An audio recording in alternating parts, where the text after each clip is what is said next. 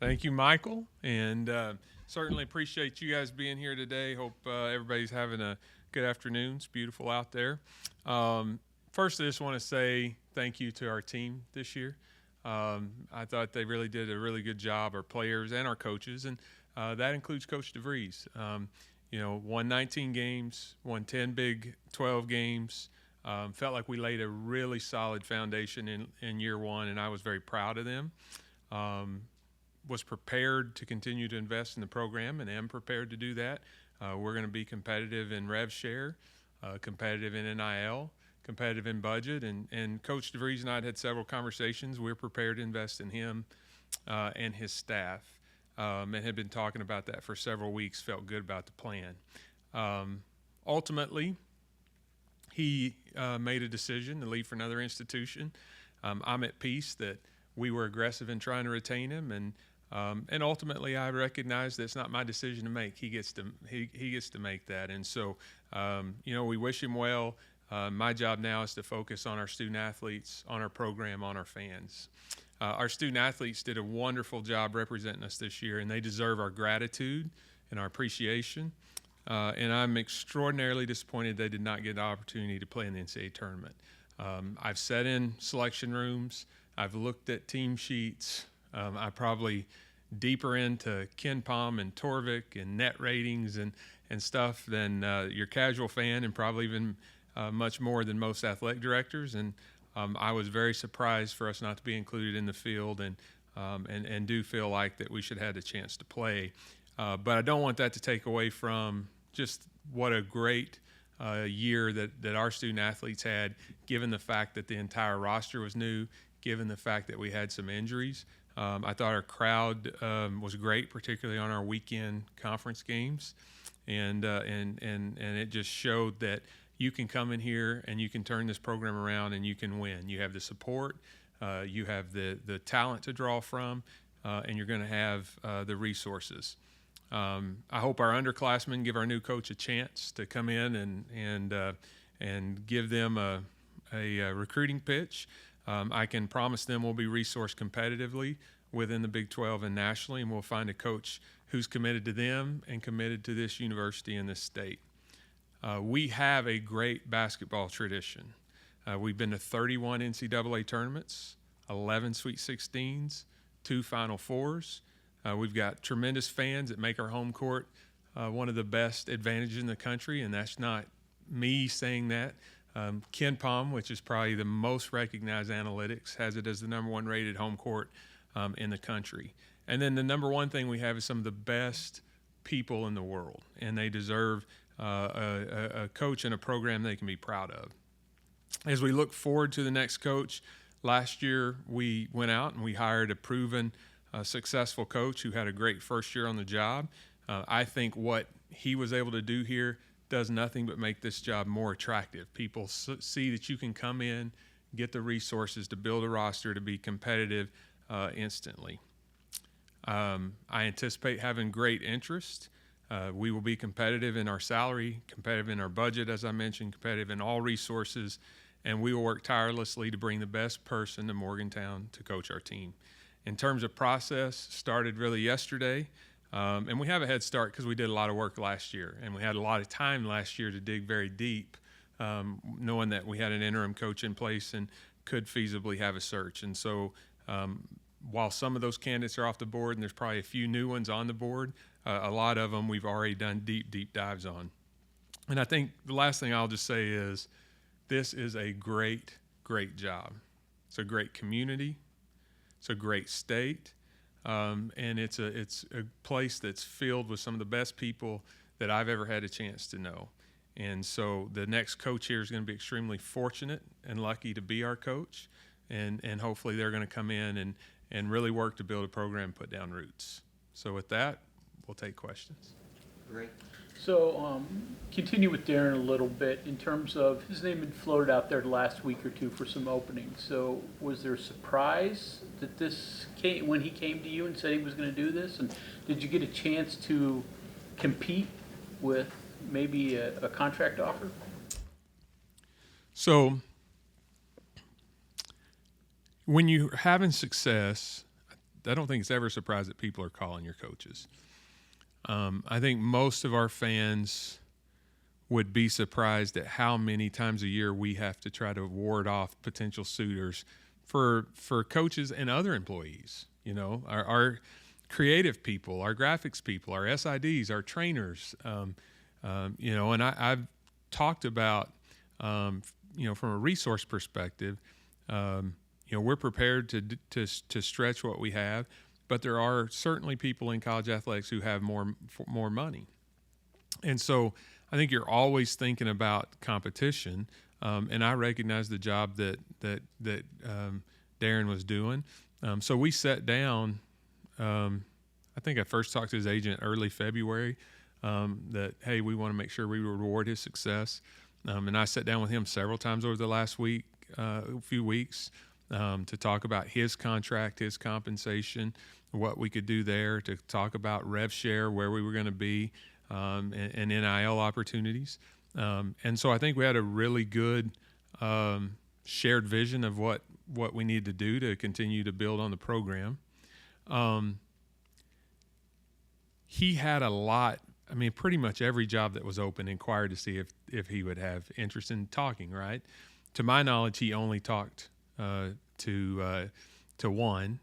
So I don't think it was a situation where he didn't feel good about here. You know, I think there was probably things about Indiana that was very attractive to him. But it's really probably a better question for him. I'll just say that, you know, he and I had very candid and open dialogue and conversations. I felt really good about our ability to ward off most suitors. Listen, Indiana, if you look at since 2000, we've been to one more NCAA tournament than them and 3 more Sweet 16. So recent history, our program has been just as successful, if not more. But I recognize it's one of the historical storied brands in college basketball. I just felt like that we had a really special thing going here too. So was I a little surprised yesterday? Just the timing, how it went down. It went down quickly, but I knew that people were calling around him. College athletics is a small world, so people talk, and you kind of know what's being said out there. Explain his buyout a little bit in Reader's Digest terms. Yeah. So generally speaking, my philosophy is commitment works both ways. And so if you're bringing a coach in, you're giving them a contract, and there's a certain amount of money that you're putting in that contract, and a certain amount of that money is guaranteed. And so if you fire them for what they term is without cause, and cause is not losing, right? So cause is more moral turpitude type stuff. So if you fire them, you owe them whatever you guarantee in the contract. So generally speaking, I feel like whatever we would owe them if we fired them that day, it's fair to have them owe us half of that. And so that's where you get some of those percentages in our contract sometimes. So in Darren's case, we guaranteed 75% of it. So his number back to us is 37.5%. We have coaches that are 100% guaranteed. Theirs is 50. We have coaches who are 50% guaranteed. Theirs is 25. But I just feel like if you're going to ask us to have a commitment to you, even in terms of a contract extension, that commitment should work both ways. We should both have skin in the game. And so so that's kind of contractually where we set up. And I'll say this, I mean, people can, and I've had people ask me this, do you wish the buyout would have been higher? It's a pretty high buyout. I'm not aware of anybody paying a bigger one. Now, in addition to the buyout that's required on the percentages, we have a date in there that if he left before April 30th, he also owed us our upfront costs, which included some moving costs, maybe a signing bonus, and what we had to pay Drake to hire him. So that causes that number to go up. And I think the cumulative effect of that number, if there's a bigger number out there, I've never seen it. I've asked a couple of media, national media guys, and they can't recall a bigger one for a men's basketball coach. And so, ultimately, we'll have that coming into us, and that'll give us a chance to have something to work with as we embark on the search. Red, you've always had certain characteristics that you've discussed, in these openings. Is this going to be much of the same? Does what happened change any of that? You look at different things? How does that going to work? Yeah, I don't think it changes. I know that there can be a knee-jerk reaction when you lose a coach after a year, and so human nature is to think, "Oh God, we have to get somebody who's connected to here," or who.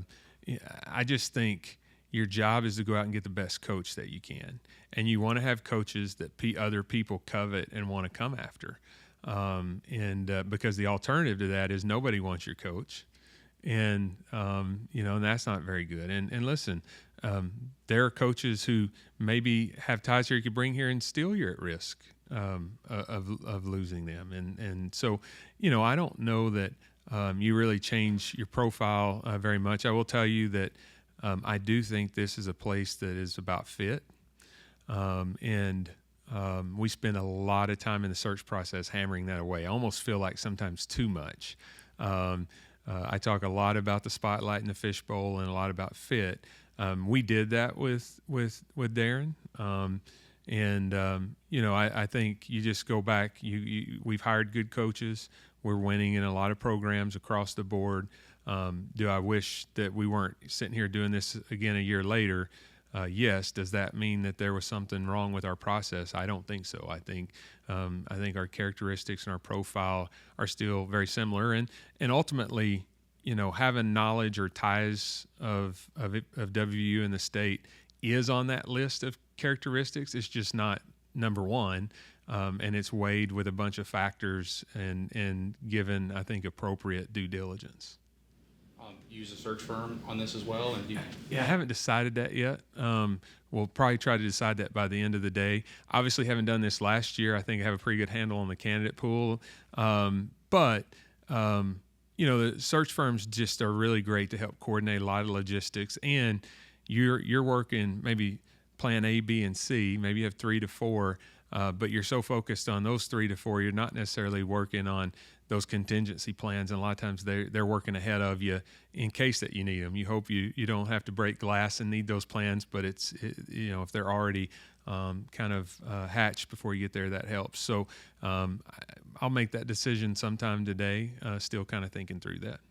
Okay. Yeah, Wren, obviously this is similar to what happened to the women's team a couple years ago. Do you take anything from that, either the process in which you hired Mark, or Mark's contract, or anything from that you apply to this now? I don't think so. I have followed a similar process for every search that we've done here. And for the most part, I hope I'm getting better at it the more at-bats that I get. But for the most part, I've had a process I've used for several years now. And going back to my time at North Texas, I've been extremely fortunate to have hired some really successful coaches and good people that treat people the right way, and that have won games and helped young people grow and flourish. And so, I think that process has paid off over the long run. And again, you can get hung up on that you lost a coach after 1 year for a certain job. There were a lot of jobs that called that I know he declined to speak with, right? So like maybe there was only 2 or 3 jobs that could potentially pry him away, and one of them came along. I don't know. That's probably a question that would be better for him. But I don't think you can just like second guess everything about your process. You try and learn from it. Maybe some interviews, there's an extra question or two. But I don't know that I would alter or change a whole lot. And then just because one of the players mentioned it, are you going to consider internally, which is Chester Frazier? So we have a lot of guys on staff internally, and then you guys know if you've been here, I don't ever talk about candidates. But if somebody raises their hand and wants us to at least look at them, I think we probably would. But I think you listen to all of your stakeholders appropriately, but ultimately my job is to find the best coach for the program over the long term, and that's what I'm out to do. Down in front with Mike. So you mentioned at the start of the in-state tournament snub and going in that direction, and that's been out there. Because of the timeline here, and also mentioning that DeVries maybe would have only left for a couple of jobs, Do you think this result would have in any way been different if you were selected and were playing in the NCAA tournament? You would have played last night.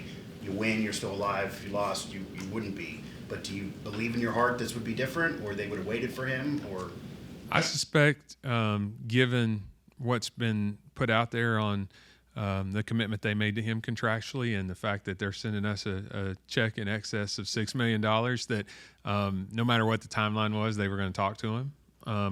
The fact that we didn't get included in the tournament probably altered the timeline. Would they have been talking to other candidates potentially during that time? I don't know. I know that when you're running a search, you've got a list of people you want to see, and you're seeing them as soon as you can in terms of their availability. And once you feel like you have the right coach, you got to move quickly. So could it have had an impact? Maybe. I just don't know kind of how their process was playing out. And probably a really hard one to answer. But yeah, and then the other end, I guess, of this whole saga, several months, you mentioned talking to DeVries even in February about possibly, staying on a contract extension, things like that. Is there any regrets or even unsettling nature of how the season played out with Tucker's injury, missing out the tournament? Not much was kind of said about the injury at the time, and then that decision was made around the time it sounds like maybe you talked to Darren about an extension. There's obviously conspiracy theories out there, but where's your feelings in terms of how this last season played out? Any regrets, any unsettling nature? I don't think I have regrets. First of all, when it comes to injuries, like our medical people are in charge of those things. They clear people to play. They hold people out. In some cases, they'll send people out for specialists to look at. And so it's not really something I ever get in the middle of, and that's intentional. I think we were very aggressive in trying to make sure that Darren knew that we were going to do whatever it took for our program to be competitive in the Big 12, which makes you competitive nationally. Our rev share numbers very strong. Our NIL support is very good. The what we have allocated for staff and for budget and what we're willing to do for him is all very competitive in the Big 12. We laid that out. We laid that vision out. We laid out what we thought this program can be. And ultimately that wasn't enough, but I think in terms of regrets, no, I don't have a ton of regrets. I think we tried to do the right thing. We tried to make sure we're staying ahead of it. We tried to be aggressive. And ultimately we're not in control I'm not in control of the decisions that other people make. And so you just have to respect that it's their decision to make, whether it's the one you want them to make or whether you agree or not. It's part of life. What was your final offer to Coach DeVries, and would you, given the opportunity, try to make another one, or is that pretty much a best and final offer? Yeah, I would say I'd stay out of the term. I would stay away from putting what our terms were out there. For one thing, we're getting ready to hire another coach, so that'd probably be their starting point. It was competitive, and I made it clear to him that we would like a chance to counter if there was an offer that came from Indiana. Just the way it unfolded, we didn't get that chance. I think for us, we're always going to do what we think is best for our program overall, and we have a lot of mouths to feed. But I made it clear that within reason, I think this was a quote, within reason we will do what it takes to keep you here and to keep building on this program. I think that's a quote that I had. And a little bit of a different angle. A lot of athletic directors are getting out of the business. You've mentioned that this has been something you didn't expect, so much coach turnover along with all the other changes. Is that starting to wear on you any? It wouldn't matter if it was, because there's not another job that will pay me this much, and I have 3 women at home spending money. So, no, listen, you have seen me, unfortunately, too many times in these situations in 2.5 years. But I'm resilient, and I think I'm actually calmer in times like this than I probably am when times are calm. And a little bit of that's intentional. When everybody else is kind of calm, I think as a leader you kind of want to apply a little pressure when everybody else is maybe a little panicked. You want to show great calmness. But I also have a lot of confidence in what this program is and what it can be. And the reason why I do is because we have a long history with a lot of different coaches of sustained success. It has not been a flash in the pan, a one-trick pony. We have been to Sweet 16s with a bunch of different coaches. We've been to NCAA tournaments with a bunch of different coaches. And we have a great fan base. We have, as I mentioned, the #1 home court advantage according to KenPom. Those are all things that's going to allow us to be successful. And we'll go back and we'll find another great coach, and we'll move on. I think the changes in college athletics overall are probably way more of a weight because of the unknown. This, I know that there'll be a conclusion here in the next few days. We'll hire a new coach. We'll bring them here and introduce them, and they'll start to build support and rally the fan base, and we'll start talking about next year. The unknowns of house settlement and all of those things, rev share, how that's going to work out, what NIL look like in the future. I think those are much, much bigger things because there's no really end. You're always thinking about those, and you're always wondering how you can arrive at building a map to navigate them when you don't really know where the end point of your destination is. But listen, I love what I do, and are there challenges to the job that you would prefer not to go through? Yes, but I get to come to work every day and work with great people, and I get to see young people grow through overcoming adversity and becoming leaders, and watching them interact within their team and represent a state and a university that's very proud of them. And so, I'm not sitting around thinking about retirement, and I couldn't even if I was. So you guys are going to have to endure me a little longer here. Bob Herzl. Yeah, let's see. First of all, I'm not very good with money or figures, things like that. But ballpark, you paid him about $2.8 million to coach the team this year. Correct me if I'm wrong on these things. You're getting back for him to leave about $6 million. Can you patent that? I mean, you had a 19-win season. You had a coach for you made $3 million. He got $2.8 million. Everybody's happy. Indiana's happy. So, I think just for the consistent, let's see, long term, where the real money is in building a ticket base and a following. So, you want stability.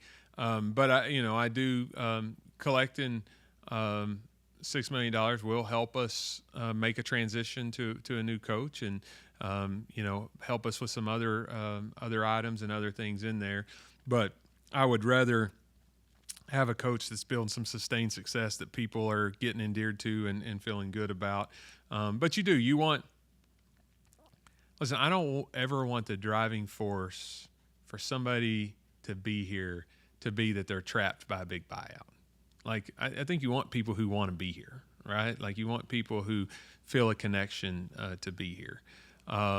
But when you hire somebody and you invest a lot in them, or you put a lot of guaranteed money on the table, I think you are trying to make sure that you're at least going to be compensated if you lose them, especially in a short period of time. And so, I think in this case, at least we do get some money coming our way, and that'll be able to help us support our program. I know you're not going to talk about candidates, but can you the monkey that's hanging over the room is Bob Huggins. I mean, there's a lot of stuff online, et cetera. This is his home. This is where he wants to be, et cetera. What are your thoughts about? I'm not going to talk. Yeah, I'm not going to talk about candidates. I think I answered that last year by saying appreciate our tradition, especially his contributions to it, but really focused on the future, and that's probably the same way I would answer it today. Other than that, I don't have a lot to offer in terms of specific candidates. Are you answering that as if he is a candidate, or? No, I would not probably go into any specific candidates. Justin Jackson. Wren, you talked a little bit about the great things that West Virginia presents. You talked some financials. When you kind of mix that together, I'm kind of wondering, in your opinion, do you think there is a commentary here that you have and it's a good, I agree with you, it's a great position here, and there's a lot of good things here. But then you have the Big Ten, you have the SEC, and do you think there's a gap from there and everyone else? And maybe it's a large gap to compete against. Yeah, I mean, there's definitely a financial gap. If you take the average budget of SEC and Big Ten schools and compare it to the ACC and Big 12, there's a delta between that average. And I've said this before, you look at our budget and go compare it to Kentucky's, their budget's probably $40 or $50 million difference, and a lot of that is in their distribution from the SEC. So that's a gap that's growing. You have a lot of concern from the outside world about consolidation, continued consolidation amongst power conferences and power conference programs. So do I think that's a factor? If I'm being honest, yeah, it's probably a factor as you're looking at this, because people, they don't, when you don't know the end date of where this is all going to end, rev share, NIL, all of these things, and but what you do know if you're in one of those two conferences is your conference distribution is going to be very healthy, because those two are, and that's your biggest source of revenue. So that's definitely something that you talk about and think about. But when it comes to men's basketball specifically, the Big 12, I know this year, I think most metrics had us as third or fourth, but we've been the top conference in the league 3 out of the last 4 years. And our resources within the Big 12 are set up to be very competitive. And so I think we will be competitive nationally. And so I would tell any coach that is looking at our job that we're going to be competitive. And we still don't know exactly what the future NIL world will look like as the settlement implementation. First of all, the settlement has to be formally adopted. Then the settlement implementation committee's got to finish out working the fine details of what actually will pass the fair market value for NIL deals and how that'll all go through that clearinghouse. But in terms of rev share, everybody will be working off the same cap, and we're going to be at the cap. And so that tells me that we're going to be competitive, and it should tell coaches we're going to be competitive, and that would be my message. I'm wondering, once Indiana got involved, and you said you had told DeVries that you wanted to make a counter offer if possible. In your heart, though, I mean, was there a way to compete with Indiana? I think that we could have competed because we had a lot of donors over the course of the last few weeks who were very interested in keeping Darren and continuing to build on what we're doing. And even since the snub on Sunday, some of them had doubled back with me and sent me texts, hey, we want whatever we need to do to build a roster to keep him. And so I do think we could have made a competitive counteroffer. What that would have ultimately done, I don't know, but I felt good about it. I wanted a chance to do that, and it just didn't work out where we did. By the time he had the offer, I think he was pretty set that that's what he was going to do. $6 million is a pretty nice nest egg. You have football bills. I'm sure you have other coaches and programs you want to take care of. Revenue sharing, just a lot. But you could also expand your search coaching too and offer someone a higher salary, for example, that maybe under ordinary circumstances you couldn't. Do you have specific plans? I'm sure you don't put a buyout in like that unless you have something you want to get out of it. Yeah, so, it probably also opens up your search a little bit because you could potentially pay a larger buyout to buy somebody out, right? If you really wanted to do that, whereas a year ago that might have been a tougher thing for us to do. I think for me, it's a sequence of things. The first one is to go out and identify the coach that I think is the best coach to lead our program, and then figure out what that compensation and contract needs to be, what the buyout is for that individual, see what's left of that $6 million, and then probably fight with colleagues throughout the department and probably colleagues on campus of how we're dividing that up.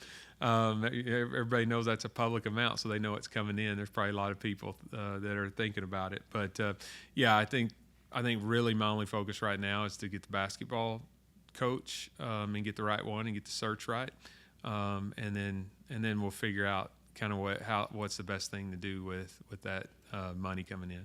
And then continued consolidation of conferences sounds like a code word for like super leagues. Is that kind of the model that you see out there in the horizon, and making sure you're in that top, 48, 64 teams, that if it does fall that way? I wish I knew what the end game was for conference realignment and those conversations, because then I would be engineering an exact path to make sure we're in it, right?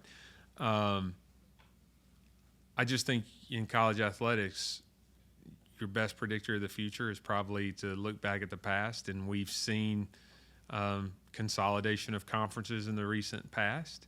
We've seen consolidation of brands into conferences. Conferences are getting larger with more brands planted in more time zones and more geographic areas. And so one of the things that's constantly on my mind is we have a really good brand. We have strong viewership.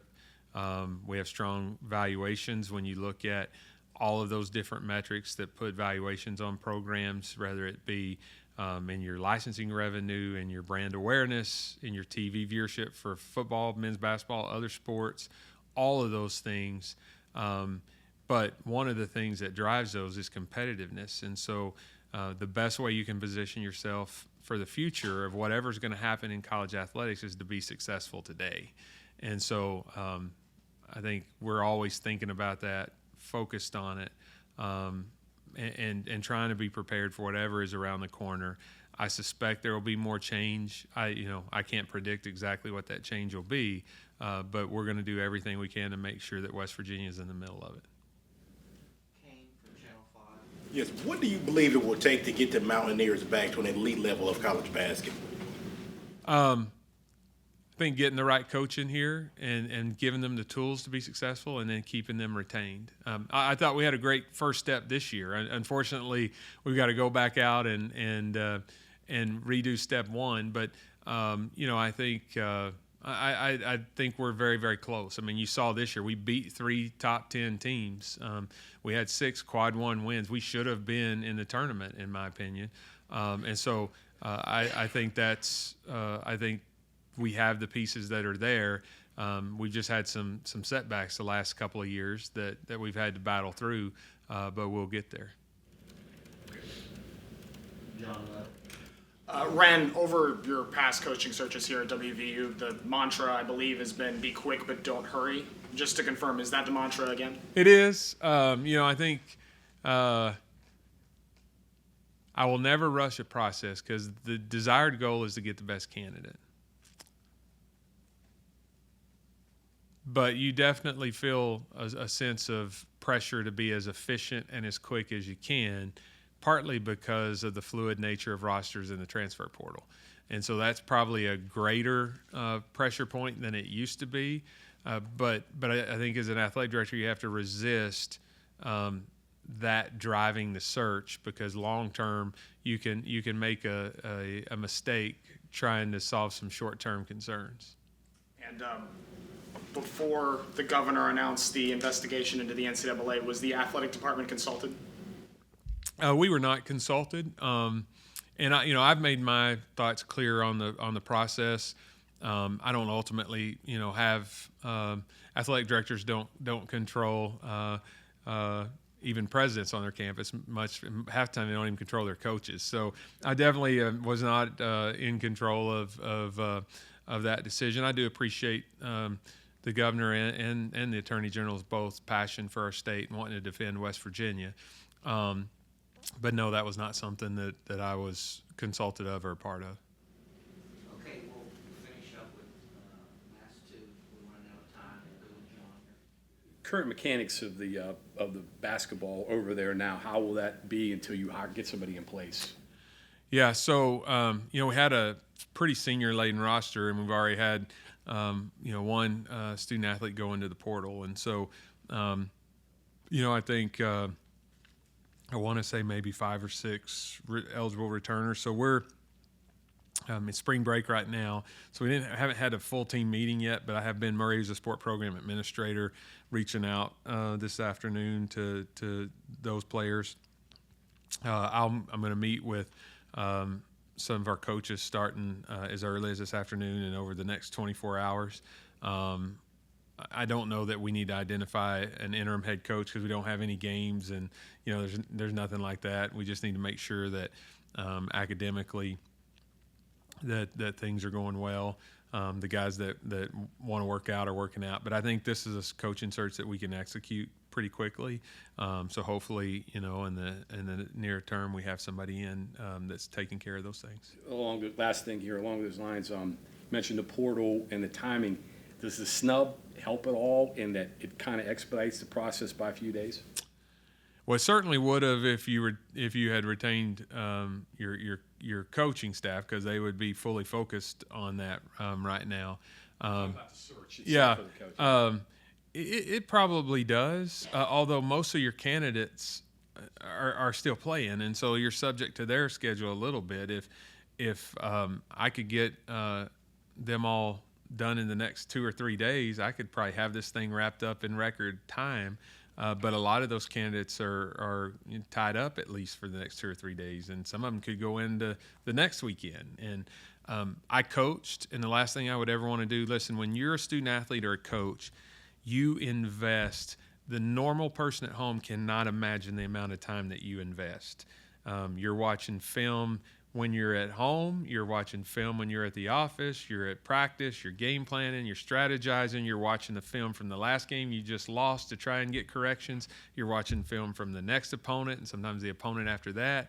You get to postseason play and you're having to watch multiples of opponents because you don't know who you're going to play. And so it is, I know this sounds crazy to people who haven't been inside of a program like that. But I always said this when I coached: when you lose that last game, it's like the death of a loved one, because that team is never going to happen again. And you've spent so many hours, and you have seniors who are leaving, who you love, and who've invested blood, sweat, and tears, who many times have played their last competitive game. They've been playing since they were 5, 6, 7 years old. And so I don't think that you want to cheat those kids and those coaches out of getting the full attention of their coach when they're in March Madness in the postseason. And so I'm respectful of that. I'll want to see candidates as quickly as they'll see me. But I also I have a certain amount of respect for candidates who say, listen, the one thing that this can't do is be a distraction from this team, because these guys deserve to have my full efforts. One last question, Bob Herzl. Yeah, there's a new president. What's his role going to be in this, and number one, and what role do your donors play in the final decision? Yeah, so I'll do donor first, and I'll circle back to President Benson. Again, I think when you're in this job, you listen to all stakeholders, but your job is to balance those opinions, right? And I generally, I'm going to listen and value opinions from a variety of people and places.